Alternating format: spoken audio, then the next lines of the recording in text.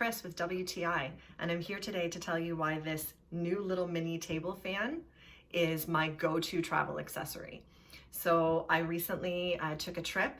I packed only carry-on and I did a cruise, and I wanted to have just something for a little bit of air movement within the room. The staterooms can tend to be a little bit stuffy, but I also needed something that wasn't huge and bulky and that would fit in my carry-on luggage, which this little table fan that folds up just like that is just perfect. So I was able to bring it along with the charge cord, not very long.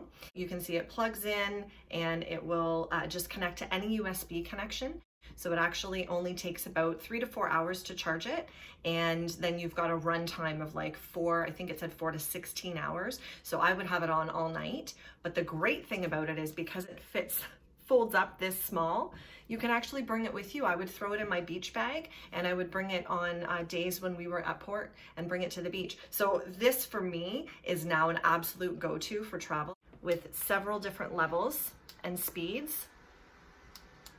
To be able to use that and put it in my luggage is absolutely ideal. So I'm just loving it. I think this was such a perfect purchase, and I know that I'll get tons of use out of it at home. And if you're going to be traveling at all, you need this.